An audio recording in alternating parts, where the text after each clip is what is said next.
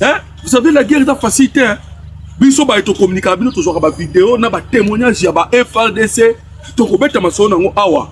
Mais le problème est que lorsque nos FRDC va gagner, on remarque, on constate le silence. Mais quand on peut qui ouvrir, Makele kaki. Alors je demande simplement à Bino surtout au Hollande biso, bon ça l'appelle Makele pour la victoire ya ba FRDC. To ko beta masolo ya ouvrir. Voilà un peu de Komoloto. Toko tanon pe actualité, to beta actualité, to beta nan actualité. Voilà. Vous savez que tous appels à l'actualité à Makassi. Oh ezali boso na bino que nous allons aussi vous parler à ce qui concerne d'abord les discours. Il y a porte-parole de notre armée. Oyo azali suspendu. Bande koba congolais. Ça me dépasse moi. Moi je ne sais pas, hein, allez Moloto. Si je peux aller quelque part, on me pose la question à ce qui concerne ma nationalité et qui n'a ni un. Ce qu'on a ici Rwandais, qu'on a Rwandais, Ils ont écouté problème. Oh, ce qu'on a ici Rwandais, qui yosa Rwandais, azoboyango, bandeko. Boyo kabino moko, nalandi compte Twitter ya Franck Yongo. Voilà. Nalandi compte Twitter ya Olivier Kamitatu, moi c'est Moïse Katumbi. Voilà. C'est un gay, il faut qu'on se dise la vérité. Moi c'est Moïse Katumbi. Nalandi bani na ba compte Twitter na ba. Voilà. Pona bango, c'est que Kenge a dit là, et ça m'a bé. Franck Diongo wala botuna ye. Le millions de Congolais bazo kufa na Est. Assez à dénoncer l'agression rwandaise. Batmo ma biso so de tout non? Voilà, et ça clair. C'est clair. Et il faut dire na ba Congolais parce que le système est kaka, ba okata kama petite vidéo muke. Ba finga ba tuti. Bandeko, c'est clair que 90% il y a un mouvement M23 et un mouvement Etondika na ba tuti. 90%. Oh, il y a M23 sur les tuti. C'est tuti. On doit dire la vérité. Et puis, Paul Kagame a utilisé des femmes tuti. C'est vrai. C'est vrai. Kende lingan de Romoloto comme ça soutira quand même information. Voilà. Et ça est loco ça la c'est la stratégie na bango. Il a fait ça la Canada. C'est une vérité. Dernièrement, on a arrêté une femme canadienne rwandaise. Voilà. Elle a détourné de l'argent. Voilà. Cette femme, c'est elle aussi qui fournissait de l'argent, qui finançait la rébellion. C'est une dame. On le balabé soni. Kagame azwa basi ba rwandaise. Atia bango na exposition à autorité congolaise. Il faut qu'on se dise la vérité. Tant bazoya, ba yo asi bazoya sani. Mais ndeko donc ta vidéo est alite. Oh Kagame azwi ba jeune garçon na niveau à Londres. Oh bazo girer, bazo prêter serment que bako trahir Paul Kagame était. Même ba européen ba mindele ba yebi makambo. Donc makambu oyo et Kenga lobi ezali c'est une vérité. C'est une vérité bande ko ba c'est une vérité. Et ça, et puis dans un land Maxime Prévost, ministre des Affaires étrangères belge. Toi aussi tu as une femme rwandaise, non? Kagame appelle ça au moins aussi à rwandaise. D'abord, Maxime Prévost. Parce qu'on doit dire à Maxime Prévost. Et c'est qu'il paye. Les rapports, il y a des experts des Nations Unies. Balobi que les M23 utilisent la violation sexuelle comme état l'arme de guerre. Donc, va violer la bureau tant que Balobi M23, bande conseil clair, ce sont des Tutsis. M23 a composé na 90% par Tutsis. Ce sont des vérités. On doit dire cela. Vous n'avez pas honte. Maxime Prévost, millions de morts, il y a des Congolais. Oh, bah Koufi. Tu as déjà dénoncé ça. T'as la bâton, yo so walo babilo ko kanga minoko na bil. Na Maxime Prévost kanga munoko na yo. Voilà. Franck Diongo kanga munoko na yo. Bandeko. James Kabarebe a fait un discours et les cas là réseaux sociaux. Kabarebe loba to semer déjà ma belle à mokili. Ça c'était les porte-parole de l'armée qui avait dit ça. Voilà. Papa est Sylvain Kengena Loba Kiango. Kabarebe lui-même a dit nous avons semé la terreur. Nous avons semé la confusion. Nous sommes à semé. On ne peut jamais nous accepter là-bas pays aux awa. Voilà. Donc nous sommes contraints. Est-ce qu'on a des problèmes? Alors, Plus de 38 000. 38 000 Rwandais. Usurpation d'identité aux États-Unis d'Amérique. Au lieu qu'il y ait une identité na bango ya ba Congolais et ya ba Rwandais, bazo identité na biso ya ba Congolais. Attaque envier biso. Donc vous voulez s'accaparer de nos minéraux ou de nos ressources minéraux et vous voulez aussi s'accaparer de notre nationalité. Donc bonsoir là ba minéraux, bonsoir la nationalité na biso ba Congolais to lo baté. La plupart à bateau ils ont ça la passi. Ils ont des femmes tuti. Voilà. Voilà. Bandeko oba on a biso esengeli ba yebake Sylvain Ekenge alobi nini d'abord. Sylvain Ekenge alobi boye. Alobi na ba autorité, il faut faire attention. Pourquoi il faut faire attention? Bandeko, rekili comme Sylvain Ekenge alobi même dans la Bible les alliés. Dieu interdit les enfants d'Israël d'épouser des femmes étrangères. Qu'on se dise non? Dieu avait interdit cela. Tout celui qui est chrétien qui lise la Bible. Bon, les Israélites, vous ne pouvez jamais épouser des femmes étrangères, des Égyptiens. C'est écrit dans la Bible. C'est interdit, on ne pouvait jamais. Voilà. Pourquoi? Parce que les Rwandais ont intention. Il y a Kokatamboka Congo. C'est ça le problème. Alors, Sylvain Ekenge alobi nini?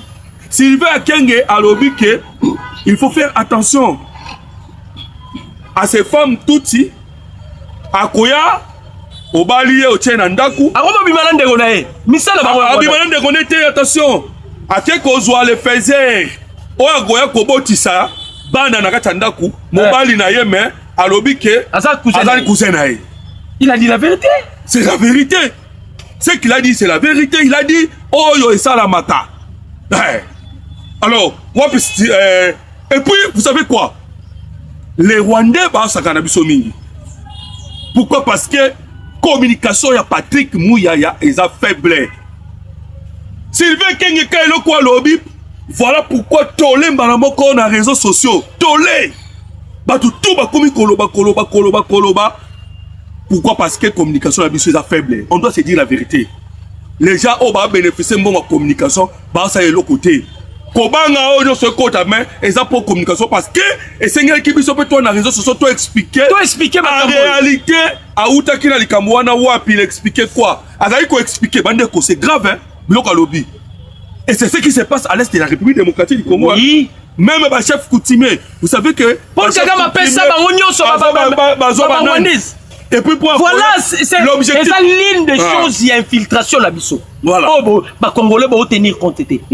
C'est une bombe à retardement. Voilà. Donc c'est un système instauré depuis Kigali. Mikolo Koleka, si je me souviens encore, to bêta qui est ennemi à niveau ennemi à qui la difficulté. Vous savez ce qu'ennemi avait dit? Babiba côté c'est la biso basi à Rwandais au bazar la maladie à sida pour baper sa biso maladie. Vous vous souvenez de ça? Mais ceux qui vont le discours rwandais a aigné. Mais qu'entendez-vous des discours il y a des talibans. Maintenant il y a des talibans. Et ça bango. Il y a des talibans. Chaque jour. Il y a des talibans. Il y a des parce qu'on est insulté de tout. Ils sont maintenant comme le peuple de Dieu qu'on ne peut jamais toucher. Vous blaguez avec les gens au coma. Alors, il y a un prêtre. Mais ça là on a le capage à prêtre là. Mais ça bonne formation. Voilà. Quand on docteur le problème au Bozali Komona est que les objectifs de Paul Kagame ayebi pouvoir au ezana maboka ba chef coutumier. C'est ça c'est que le général a expliqué. Bazouye siko ba saki système bazo pesa ba chef coutumier la biso des Tutsi originaires du Rwanda. Voilà ce qu'il disait. Il disait pas n'importe quel Tutsi au Congolais parce que même nous autres, il y a personne qui combat les Tutsis. Mais on parle là de ces Tutsis-là, Oyo, parce que la milice à Paul Kagame, les M23, 90% des Tutsis qui tuent, qui violent, ou qui font des massacres. Bandeko, même cousin Paul Kagame, vidéo dans le réseau. Pour l'andeko Congolais, ça va pour ça, tout couper ça, nous peut vidéo là. Cousin Paul Kagame, alors, il Congolais, va toilette.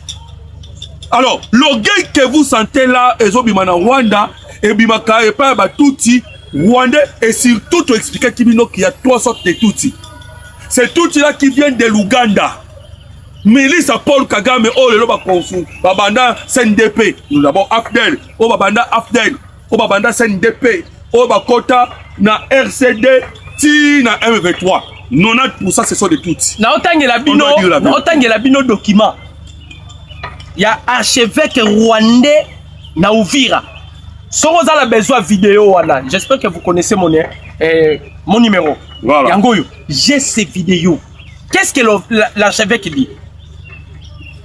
Selon l'ancien, pardon, c'est un évêque. Selon l'ancien évêque rwandais d'Uvira, Jérôme Gabagwe, tous les Banyarwanda et les Banyamulenge sont des Rwandais. Voilà l'archevêque Alobi. Alobi Banyarwanda na Banyamulenge sont des Rwandais. Est-ce que ça pas si connu? Beaucoup banga. Non. Nationalité de Minobo. Laissons un peu t'expliquer avant de continuer. Ce sont des Rwandais pourquoi? En 1959, le premier lot ya ba Tutsi, o ba Kima Kibitumba na ba Hutu ba Yaki. 1959. Voilà pourquoi ba on surtout bazali ba Rwandais réfugiés awa. Donc ce sont des Congolais, on reconnaît comme les Congolais, le corps président de la République. Alobaki. Mais des Congolais, bah outa Rwanda, c'est clair. Oui, oui. Alobi Boye, il insiste qu'ils sont Rwandais et que leur tribu, Banyamulenge, n'a jamais existé en République démocratique du Congo. Jamais. Dans la vidéo. Dans la vidéo. Alobi Angoke, Banyamulenge, Banyarwanda, vous êtes des Rwandais. Tribu Nabilo na Congo, Tikala ko existait. Donc, bon, c'est réfugiés de Awa. Boya Awa. Alobi, vous vous posez la question de savoir si vous êtes Banyarwanda, Banyamulenge ou Tutsi. J'ai déjà donné ma réponse. Mais certains parmi vous m'ont insulté et je n'ai pas répondu. Je vous dis ceci. J'ai été baptisé, Boyoka. J'ai été baptisé en 1955 à Baraka, voilà, dans la zone de Fizi. Dommage, j'ai oublié ma carte de baptême. À l'époque, on y écrivait beaucoup d'informations. Nom, prénom, le parent et l'ethnie. Sur ma carte de baptême, il est clairement écrit Rwandais. C'est-à-dire, Banyarwanda, cette époque est prête. Nous sommes des Rwandais, des Banyarwanda. Arrêtez de chercher à chercher les noms de votre tribu. Nous sommes des Rwandais. Enlevez en vous ces complexes d'infériorité, a déclaré Jérôme Gaboué. Un Rwandais, alors bien Rwandais, bolongo la complexe y a infériorité bozalango. Et ça le kola ba joueur na biso nyonso bazo beta na Léopard, ce sont des Congolais. Attends avant ni na Belgique, abotami na Belgique, c'est un Congolais. C'est un Belge parce qu'il y a des abotami na Belgique, d'origine na bango ezali Congo. Donc les gens là au boyo kakabanya mulenge. Ce sont des Congolais, Otondimi, mais origine Nabango, c'est le Rwanda. C'est le Rwanda. Voilà pourquoi à un moment, à tout moment, Royo Kakake, Moutoumobima Soloki, Balangage Nabango Zaka deux fois. Parce que, bon, tire leurs sources, Noapi, na Rwanda. Ce sont des Rwandais. Mais Mario, il ne veut pas l'admettre. Non. Parlons maintenant sur Daniel Safou, Potokita, na coup d'état. Toke pa ya Daniel Saf. Bandeko, la récompense de la traîtrise, soit c'est la mort, ça coûte cher, soit c'est la souffrance éternelle. Voilà. Ça c'est la récompense, il y a traîtrise. Bandeko ba Congolais. Daniel Safou, un Congolais du Congo central. Congo central. Comme c'était l'objectif, il y a Joseph Kabila, il y a qu'utiliser les Congolais. Moutna Moutou, azo remplir devoir naie par rapport à la mission. O ezalaki dit pas inaye. Bomonaki Néhémie Moulani. Il a exercé sa mission et pas Yababembe. Voilà. À corrompant Bamouchi. Même Matata Pogno. Ana kata ko manœuvrer na Maniema. Azala kata ko manœuvrer na Maniema. Maintenant, Bazanga ki Moutoupe ya Congo central. Il doutait de Franck Diongo. Franck Diongo a koya boité. Voilà pourquoi ils ont fait l'appel et pas il y a Daniel Safou. Daniel Safou a qu'à rejoindre rébellion. esiko wapi babomi Magloire Paluku azangi ata reflect bandeko apôtre Paul azoloba nature et enseigner bato a refléter ata te akei komitika na rébellion bato wana c'est-à-dire ndeko docteur bazo confondre Tshisekedi na l'état congolais donc mutu soka komi na kanda ya Tshisekedi mamoko andimi asala nini nyonso a trahir na mboka c'est ça le problème et pas bato wana betela bango lisolo Daniel Safou. Daniel Safou nanga penza en soi il est le cerveau moteur hein. On vous avait déjà expliqué nanga c'est lui qui représente Joseph Kabila voilà Laurence Kanyou qui a zaramuta INC à parti politique ya Kameri ceux qui payent des représentants naye dans les jours qui viennent makambona nyoso ko yebana mais Daniel Safou Akeina Goma il devait rencontrer Corneille Nangaa basolola naye tête à tête aye kokuta Nanga entouré avec des gardes-corps rwandais voilà Safou a demandé na ba garde-corps ya Nanga ba rwandais bo permettre nga so boko ko déplacer ba déplacer na solola na ndeko na ngai entre congolais hein kaka mo wana lobia solola na ndeko na entre congolais bandeko ah tolo balabino to ebite so ba memi no entre la vie et la mort to ebite so ki ba memi na hôpital nini voilà parce que il a seulement dit que laissez-moi parler entre mon frère congolais bino boza mupandi c'est lo ba garde corps ya Nanga les rwandais na oui baté rwandais so wanga la nationalité na rwandais c'est ça le problème vous savez pourquoi ba traite non surtout ba subir le kwana ba traite on a besoin dans l'objectif que tika to que s'arranger derrière ba rwandais pour que lobby to ya surtout son na ba institution voyez donc ba mesana ka de temps en temps koyaka kokota kana ba institution na nzela ya rébellion mais cette fois-ci et comme il va ba ministre exact na minute comme il va très difficile voilà pourquoi omoni Daniel Safou parce que ça qui témoignage oui ça qui témoignage à l'obaki que il y a que ça la rébellion parce que bambon on a attaqué l'indemnité donc et là au mono tolobé ça la raison voilà si vous avez un problème avec Tshisekedi donc ça devient maintenant un problème ataba ofuta mutu mbongo te bomona ki un pasteur moko alobaki awa voilà oh sora zangi na chance à que père rébellion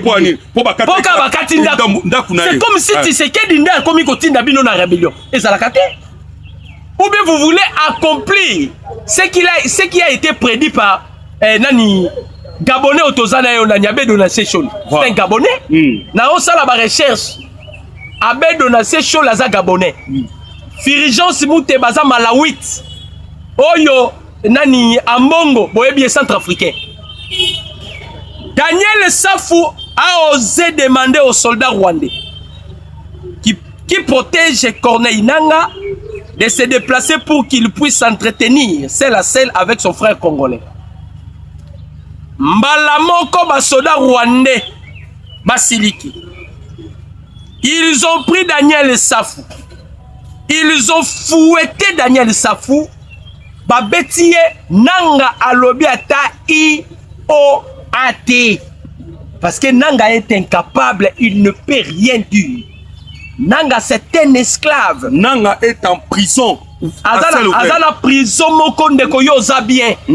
À ciel ouvert. Nanga azana prison oyo ndeko yo za bien. Voilà maintenant la conséquence. Ya batu loko la basafu. Mutu aboyeta soki babomi. Tu vas précipiter même Lucifer en avance. Moutabouyata ba bomiye ndeko moloto. Voilà. Tu veux te comploter. Voilà même penga lobati. Et penga lobi on peut combattre Tshisekedi, c'est tout à fait normal. C'est la politique. Mais allez vendre votre âme au diable. Bazo tirer les sautés. Mouze Laurent Désiré Kabila Kendawa. Eh. Oyo toko benga. Magloire papa, vous savez que la musique. Bon, tout ça na Magloire. Magloire Paluku. Et lelo yo sotali bien parce que non, tant na ba Mouze Laurent Désiré. Pambate parce que ba on nyonso bazaki na Mouze Laurent Désiré Kabila oyo baza batuti ils sont encore vivants jusqu'aujourd'hui. Oui. Pas Maurice Yarogabou, Oui. pas Azaria Sourouberois, Oui. tous ces gens-là sont vivants jusqu'aujourd'hui. Les tout là, parce que Biso, Balandi et Kenge, mais nous on doit dire la vérité.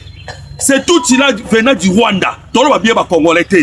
De tout là venant du Rwanda. Milice à Paul Kagame. Au salut du Kopana Yesu Kanangwa Kuboma Yo. Ils ont tué 145 personnes dans Kisise. Baokata Mawate. Ah, Baoka Mawate. Mais yo ba tuti et Kenga Salini. Kenga Salini. Est-ce que l'obi ba bomba bango? Alors il faut éviter Batouana. Et il parle des Tutsis qui viennent du Rwanda. Et ça devient maintenant une discrimination. Oh, discours à la haine. Oh, mais Nanobi, Zemon Moukong a Kende Koloba dans le Conseil de sécurité. Oui, bien alors Alobaki boy peuple congolais. Abi Bato Bazoa Koboma Biso. Vous voulez maintenant tenir bango discours d'amour. Moutoya violé maman na yo. A violé moi si na yo. A violé bana na yo. Azu moi na ya mouke jeune fille. Hein? Azu jeune fille. À côté c'est nini n'appareil na il y a des images hein, parce que il y a somo oh ba tout ba sali biso wa. C'est tout là qui vient du Rwanda. Oh. Ce ne sont pas des gens qu'on doit ceux qui bercer nini bani. Non. Toko bercer les 15 millions bandeko chiffre ezali. Allez voir ba dossier au Koyeba. 500 000 femmes violées. Et pas violées par banane.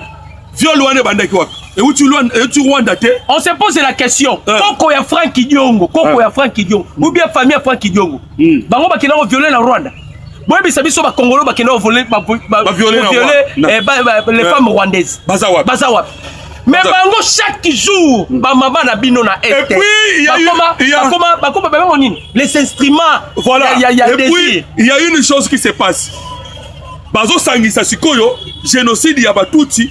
Oye Salamaki entre les Rwandais et les Rwandais Hutu et les Rwandais Tutsi. Mais comment Salama na Rwanda? Et Salama Ote? Qui est ce Congolais qui a tué les Tutsi Congolais? Si on tue les Tutsi Rwandais, parce que c'est normal au long frontière na yo, oye awa na munduki. Pobo ma Congolais batika yo. Parce que au kati frontière non? Toyo kati frontière na munduki batika yo. Ba otikote? Alors, les Tutsis, quand on parle, c'est les Tutsis rwandais ou à côté de Munduki na sol congolais. C'est la Tutsi rwandaise ou à sol congolais. C'est que une espion. Oui. Voilà. Oyo. James Kabaré Balobaki, c'est une prophétie qui va s'accomplir très bien. Qui s'accomplira très bientôt là. Voilà. Le Rwanda sera le pays le plus maudit au monde.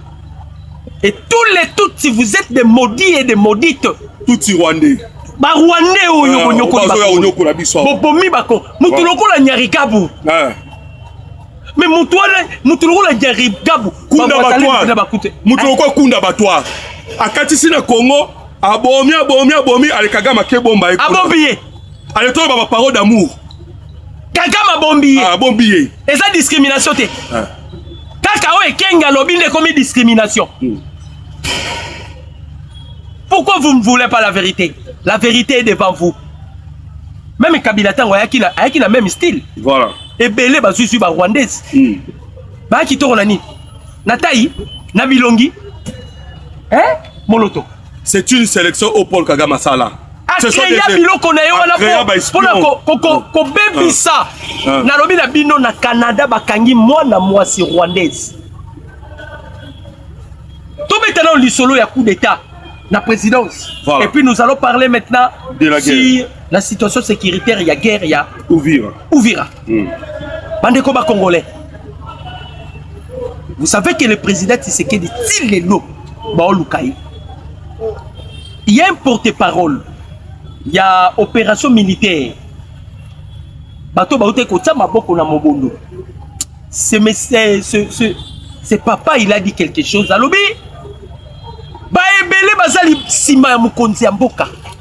Baza ba agneau pendant qu'il fait jour. Tangu toko makana butu, ce sont de loups. La plupart ce sont eux qui alimentent la guerre. Pardon, bato bazo tiambongo misolo pour na mobondo. Voilà. El Mobondo a cité les noms. Nabi Sibino que leurs noms ont été déjà cités. tozana CNC, Conseil national des cybercriminels. Voilà. O mato kita kombo na yo zana kati na ebisa kibino déjà. Voilà. Il y a des gens au bazo bundisa mukonza mboka, ils pensent que si aujourd'hui Tshisekedi n'est pas là, Kabila repesa bango nyonso, to Kagame repesa bango nyonso. Bandeko, nanu ba ekutu na pouvoir te. Nanu bazongi te bazo bunda po bazonga. Voilà. Obi combien déjà babomi na Goma? Combien babomi na Bukavu? Et puis ndeko moko lobe abengi ngai. C'était Kasayen. Alobi modèle oyo bazo kamnela ba Kasayen na Lubumbashi na Katanga. Soki M23 koti Katanga, le Kasayen n'existera pas. Ça ce n'est pas eza discrimination te. Eza ba discours éniété. Voilà. Olivier Kamitato a exprimé ba Taliban na munoko na yete. Voilà. Franck Diongo, il n'a pas parlé les talibans à Mounokonaye. Et Kenga Lobby, ça devient problème. Ndeko docteur, yebisa batouké, yebisa ba congolais parce qu'on parle du coup d'état. Tu sais que le président Tshisekedi depuis que azo ka décision wana ya ko permettre à tamukete dialogue ça la manaba rwandais. Ba bien oyo photo à battre kaka. Ils ont préparé des coups. Total comme ça bino makambo de kana na Lubumbashi non. Vous savez que Dr Robert Tebno solo et collègue à Kinshasa. Mais bon, tu connais comme Kolwezi, des témoignages. On a arrêté même un Chinois. 3 personnes. 3. Mais avec un sujet Chinois la Kati. Un député provincial Yachine. Un député provincial Yachine. Mais il a financé rébellion. Rébellion Awa. Comme on a une chaîne, Fiei Bao. Il est là. La photo n'a pas Ezali. Alors, un député. L'autre là, c'est Shadrach Konde Tundi. Et puis, oh, Moussouka Komone, Kabila Esther. Kabila Esther. Voilà moi moi aussi. Ils ont témoigné. Bravo la CNC. CNC. Voilà, bravo la Bino. Yoka. Urgent. Des membres du M23 arrêtés au Katanga. Parmi les personnes interpellées, même un ressortissant chinois député en Chine, impliqué dans une collaboration avec le M23 en RDC. L'un des suspects demande une chance et affirme être prêt à tout dénoncer. Selon ces déclarations, leur cible était Lubumbashi, Kolwezi et d'autres villes stratégiques. Une affaire grave aux ramifications internationales. Vous comprenez, hein? Mais nana ndeko docteur tu sais que bino akeba chino bana kacha makambo wana tu sais que bino nguti tu sais que bino même makambo ele kana Uvira. Alors vous comprenez que déjà na niveau ya Uvira babanda ida kokota bakota ki na Tanganyika bakota ki na Kolwezi na Lubumbashi dans les bits ba peta mo eloko moko awa pe na Kinshasa bakota ki ndeko docteur bete mo sur la Kinshasa. Un coup raté au niveau de la présidence. Les sources sûres nous signalent que 4 mercenaires RDF neutralisés à la présidence, ce qui est un coup raté par l'ennemi qui veut à tout prix déstabiliser les institutions de l'État congolais pour ses intérêts personnels.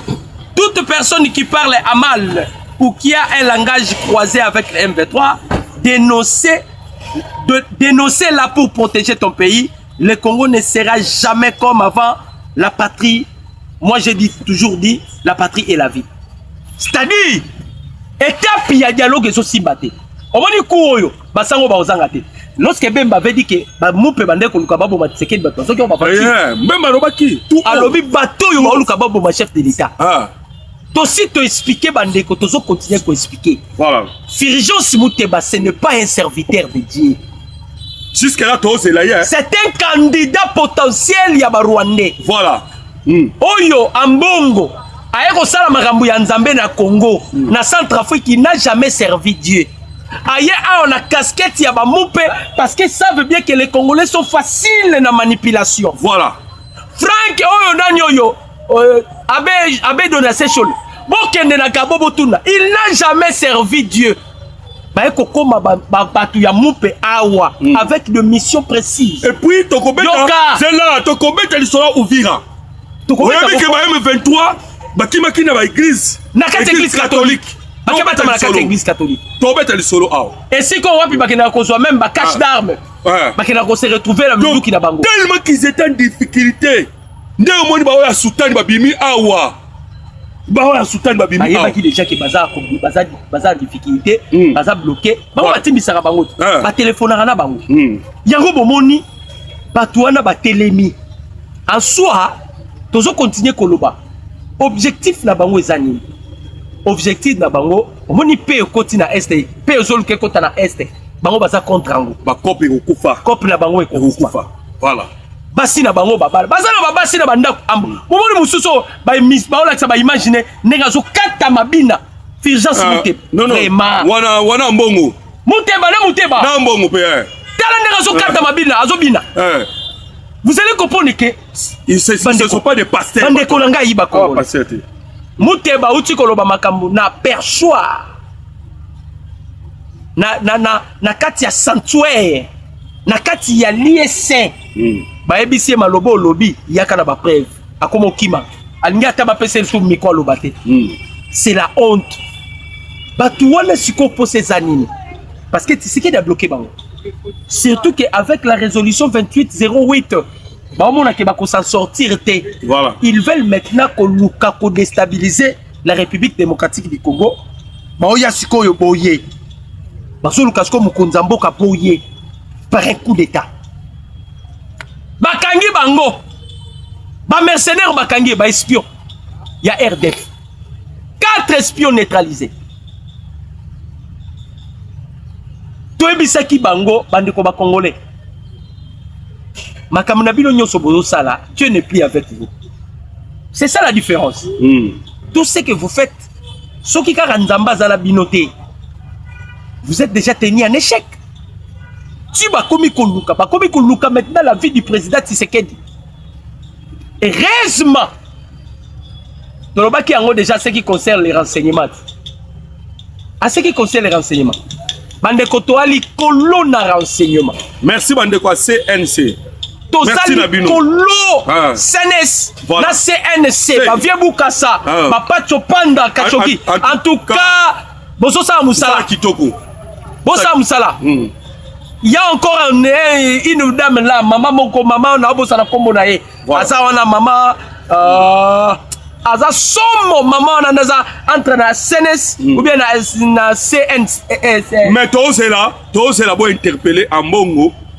bo interpeller pe Chole na Muteba parce que ba exagérer trop c'est trop ba exagérer alors to betano masolo siko ya Uvira tozobeta masolo ya Uvira lobi na moni Donald Trump na sortie médiatique na ye voilà Trump ata balingaka Congo yo opesa bato ba AVC Donald Trump ata balingaka Congo okokisa Paul Kagame mutema boye Donald Trump il se justifie na eloko moko esalami na Russie voilà ba missile ba beti Donald Trump a ABC population bi missile wana ça ne provient pas des États-Unis d'Amérique missile wana e outi pe na République démocratique du Congo te bat magangi effectivement la RDC a sa partenaire na ngai les États-Unis n'ont pas fait ça la RDC non plus n'a pas fait ça pendant que bato bazoluka ba diaboliser Congo les Américains ba omona Congo na statut mususu voilà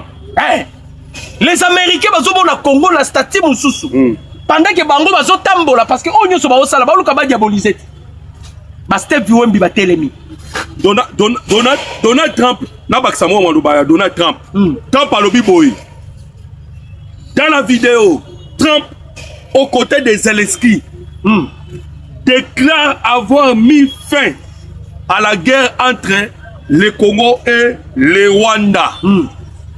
Et puis, non simplement, c'est là, Bandeko. Nous vous informons que hier, première réunion, les États-Unis d'Amérique ont choisi Mutunaye. Oh, bah, on tient comme président de la République de Rwanda. Faut expliquer, bah, tout papa. Non, à côté de Makambo Rwanda, les États-Unis d'Amérique ont choisi déjà Mutunaye, ou le représentant des États-Unis d'Amérique. Nous aussi au Congo, nous représentons les représentants de Bisso pour Makambo Talidile. Donc, on a déjà choisi. Donc, toi, on a un mécanisme. Donc, l'hôpital Bazaki na Zelensky, Donald Trump a sali déclaration autour de Boy. Abi, ngana sa si guerre entre le Congo et le Rwanda. Alors, Bandeko, c'est un peu que se poser ma question.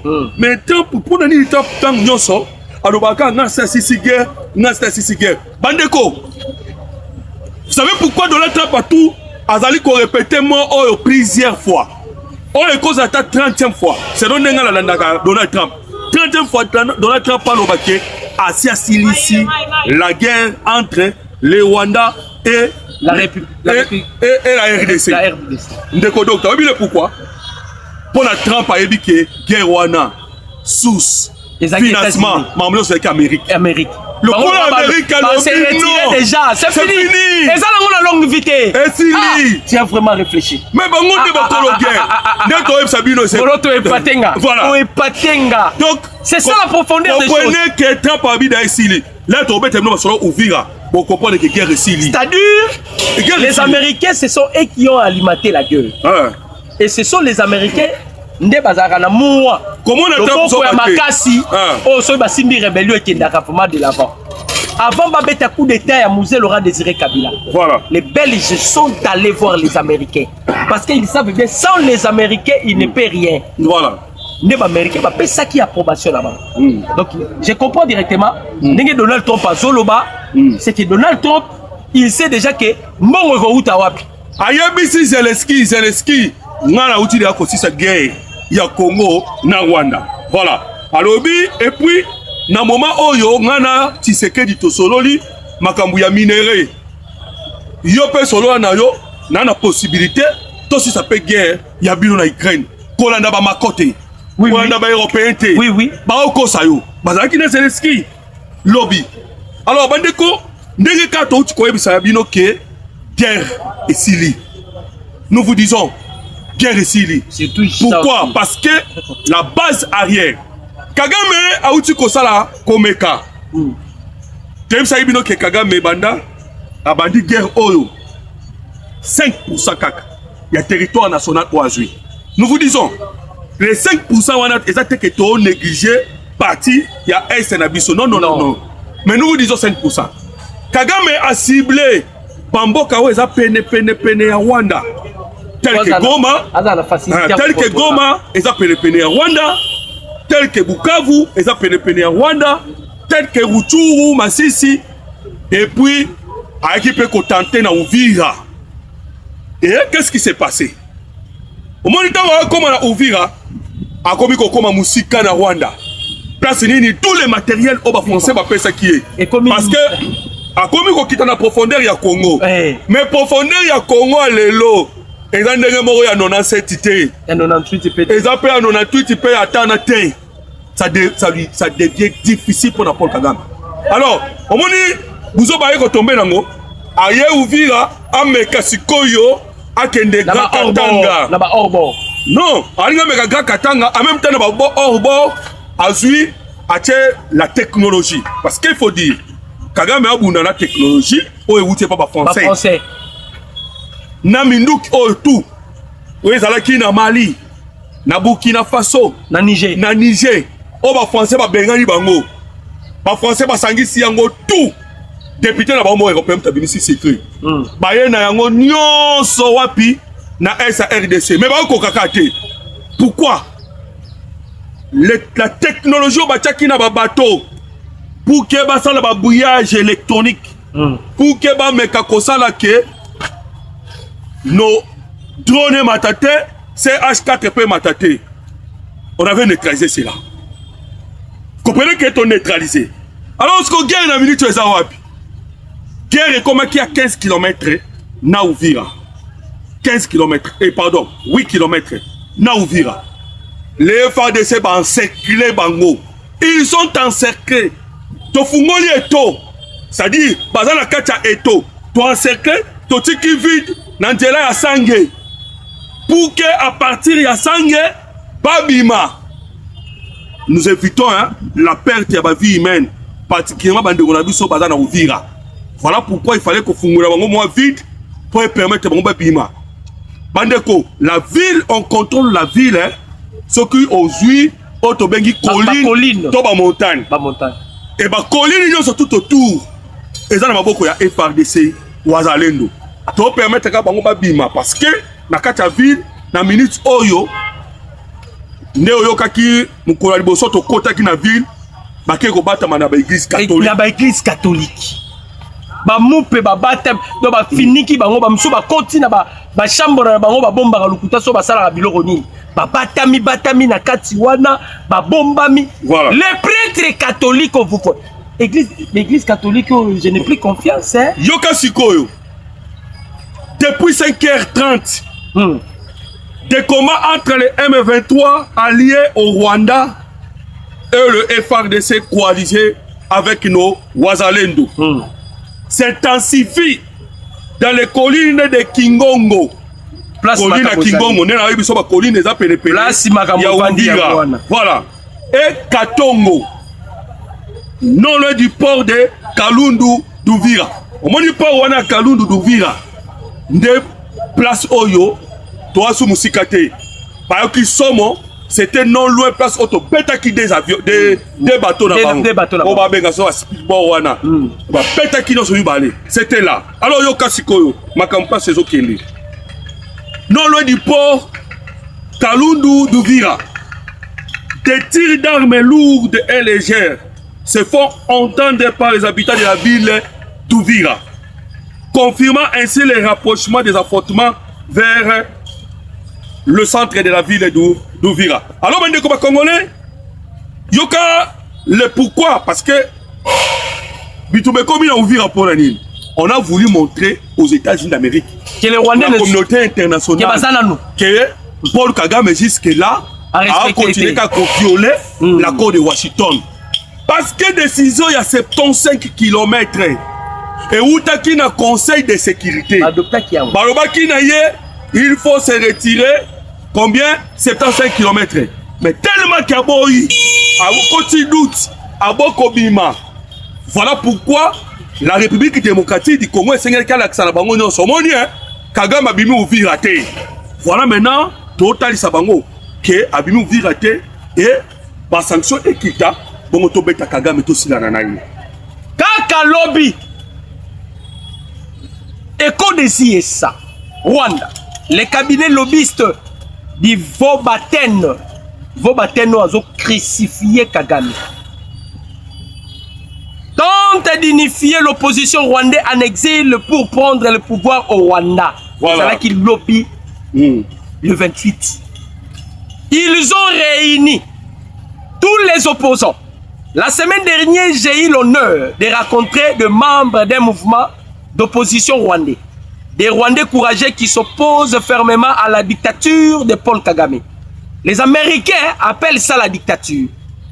Dans les prochains jours, je rencontrerai d'autres groupes d'opposition rwandais. Un mouvement décisif approche l'unification des troupes d'opposition rwandais à une seule voix puissante, pro-démocratie, ancrée dans la liberté, la légitimité et la volonté du peuple rwandais est en marche. C'est-à-dire, vos baptêmes, au Sala, on préparer déjà, parce que les Américains ne veulent pas Makambo et Salama qui n'a libéré Salama na Rwanda. Voilà. Bazo préparer. Il y a réussi à déstabiliser. Bazo préparer comment bakoyi ko sala. Dès que Kagame a longwa directement baté malamoko moto ba stabiliser Makambo nyos. Voilà. Ne boyoki Paul Kagame. Et loko dans so dénoncer ango soki boyoki ango. Boye baké eza déjà G. Voilà. Un journaliste rwandais. Comment un Rwandais peut publier quelque chose où il a des avantages à Kagame? On doit se poser la question. Journaliste rwandais. À lobby, Joseph Kabila Azana Kati a orchestré un coup d'état contre Paul Kagame. Un journaliste rwandais. Les hommes mensonges. Oh! Et là, on dit Kagame Alinga Sala. Voilà. Kagame a yébike. Janvier Awa Makamounaye à Boupia. Avant que le pire y a. Avant que Babé taillé ou bien Babomaye. Baliba ça le longo salamaki aventure salamaki na nino yo. Na Gabon. Kabila yo betanga coup d'état. On reçoit pouvoir. Na Kagame na ensemble de la Kimi. Ana ba zone souterraine na ya sala. Ye moko alobaki abata makaso ba olukaye. Voilà. Ça dit na ko bata mawana. Ceux qui bossent ici, on salue coup d'état après un certain moment na ko zongo pouvoir parce que ils savent bien que par la communauté internationale, les États-Unis d'Amérique, surtout administration Trump, gère que par le départ de Paul Kagame. Mais, bato belé ba roy ko tout la mais bazo luka Kagame bazo bo non non. Différence c'est Zalaka et pas ya ba mindele Zalaka. So déjà muta servir bango. Balukaka bima pepara honneur moko boy. Voilà. Si vous allez vous souvenir la histoire, il y a Maréchal Mobutu. Mobutu tant azwa ki avion à Mati. Musée l'aura désiré Kabila Monarai. A tout nipe ce qui moyen zali a bêta roquette. Ba mindele ba habité. Au bêta roquette. Il nous a servi si Kaya Bima na Kimenyos.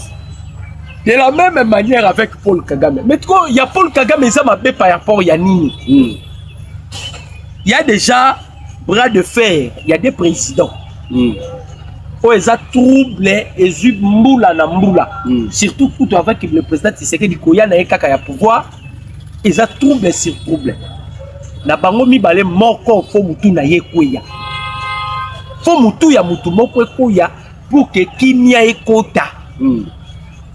Maintenant vous avez vu, le président Tshisekedi a plusieurs fois tenté. Lelo Kagame, bazo télémélaye na Rwanda. Tomoni ba image bo moni rwandais azo panza ba vitra ba na kacha Rwanda na Rwanda et salami na gizeni eleke miku da ba réseaux sociaux voilà azo beta partout ba mituka ndeko moko atuni Owen atuni situation Makobola NAD na contrôle la biso Makobola NAD bako sabinote to gagner d'aba bitumbana nyonso nous to suis déjà peut-être à continuer en retard. Na minute le FARDC baza déjà na Uvira. Na kati ya Uvira nde bitumbeza. Bitumba to sto ebisi bino. C'est oya contrôler ka colline na bangomba yende mta contrôler ka ville. Alors biso nde to contrôler colline na bango. Oya nde siko ba massacre ça la mebele. Parce qu'il y a des Rwandais déguisés en civil au bazar misusu na l'église catholique, au bazar misusu aux environs. Voilà pourquoi les FARDC ont maintenu pression en secret qui vide. La ville ou atiki pour permettre de sorte que va protéger la population. On ne peut pas tuer les populations. Donc nous vous disons que la ville d'Ouvira déjà est sous contrôle de FARDC Ouazalendo. C'est un peu ça. Voilà. Donc et ça na contrôle la biso. De docteur tu connais Sabino dossier à Rwanda aux États-Unis d'Amérique bayamba qui Justin Kabumba. Un ancien officier proche de Paul Kagame. Oh, Akima Paul Kagame. Alors, comprenez que les Américains sont en train de chercher. Oh, Yakozala capable de remplacer Paul Kagame pour que ma relation. Il y a RDC na Rwanda. Bien, moi, Nathalie Kambu, oh, il y a Tutsi, Otobeta le solo. La RDC n'a pas de problème avec des Tutsi. RDC, tu as un problème à Tanamboka Moroté. Et c'est Paul Kagame qui a installé au Bokoyo Kawana. Oui, oui.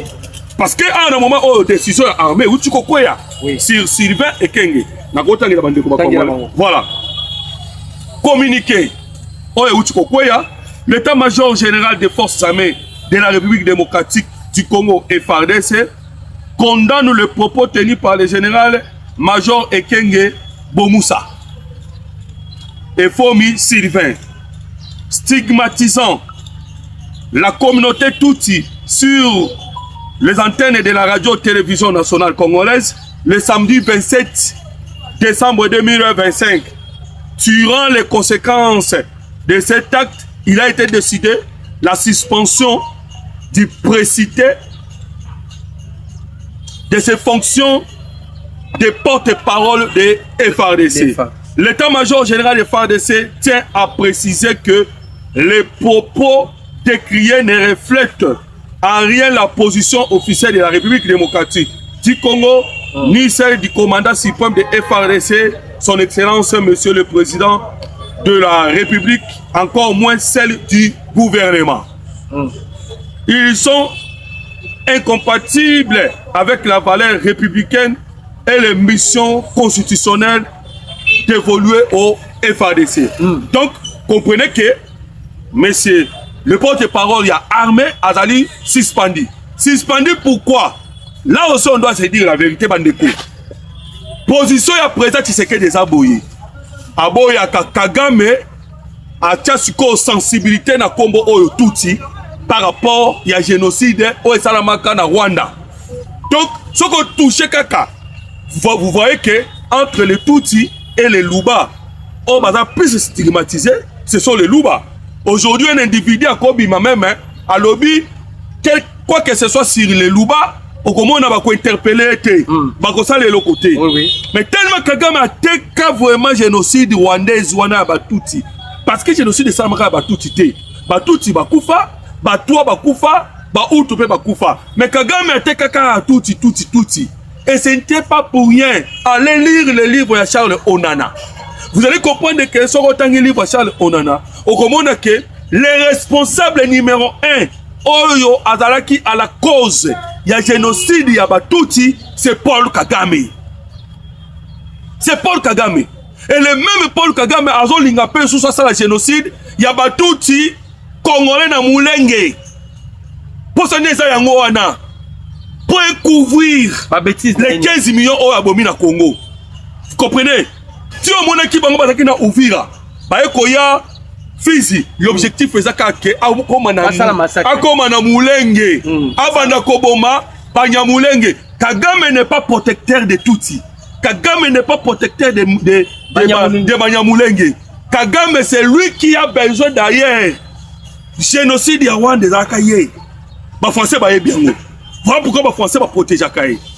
Sauf qu'il y a un tribunal de Paris qui va au ça, lobby à Roger Lumbala. Tu es ici Bango. Charles Onana est ici Bango. Pourquoi vous avez ça Roger Lumbala? Mais, vous avez un avion ya Biarimana. Deux présidents. Vous imaginez? Deux présidents na avion moko. Si les lots, pour ça, tu as mon côté Zalak. Procès athée. Justice à Paris est classé dossier. Pourquoi? Ceux qui sont Sambisika Yango et Kobima Paul Kagame. Ceux qui Paul Kagame peut indirectement en France. Mbanamoko. Donc, Bandeko, Namoni Ndeko Owen a commis un lobby tactique nini FRDC Sazana. On t'a expliqué, Bino. Est de la République, il y a que des collines. Bitume Bundamarande na ba collines. Problème ezali tozo lukate to kufela lisusu ebele na Uvira. Voilà. Tozo lukato kufela ebele te na Uvira. Bato bazo rendre biso ba mauvais service eza ba mopé. Parce que ba M23 ba keko batama na ba église. Na kata ba cathédrale, na ba nini na bango ba pouvoir kuna ba ke ba batami.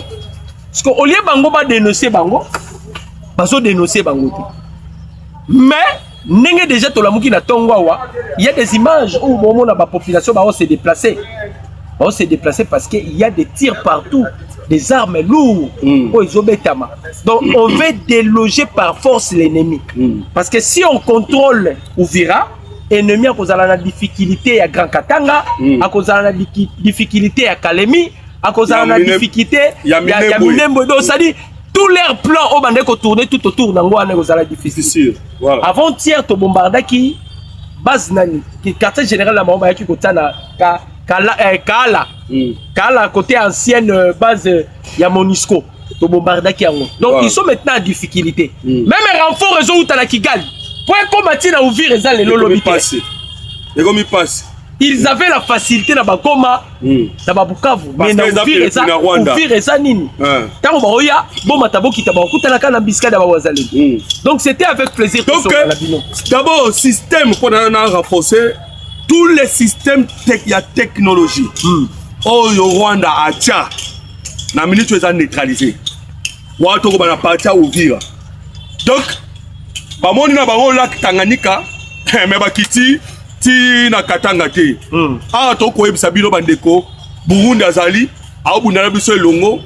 Donc nous mettons maintenant la fin il y a guerre wana o yoka parce que sont aussi souvira to mata. Donc bandeko mata batuni Bunagana, batuni Bukavu, batuni Goma. Non. Bunagana, Bukavu, Goma, toko récupérer en sans combat. Là il faut savoir cela. Toko récupérer ton Ebisibino. Toko récupérer sans combat. Pourquoi? On va simplement acheter robot au bango ba fabriquer américain. Ba aussi là na robot wana. Et puis au moment on a les M23. Ba ko panza na bango bango yo sans désordre. Boyebi ndenge salamaka na Angola ka ndenge kusama. tozoki moi sima ke pona koyebisa bino ke boyokaki bino mo mamutan pa lobi na silisi guerre tant pas oloba silisi guerre alors yozo c'est la guerre en ndeni la guerre c'était les États-Unis d'Amérique qui déstabilisé qui tant ya déstabiliser et sili sachez bien que Kagame mikolo na yezo ke na kosila il faut esili à subir cette pression yaba américain arobima na pété donc mon numéro c'est plus 243 89 965. Mon numéro c'est plus 243 89 63 95 965. Mon auto numéro là. Plus 243 89 40 330 80. Merci. Kenya Bapambola Bino.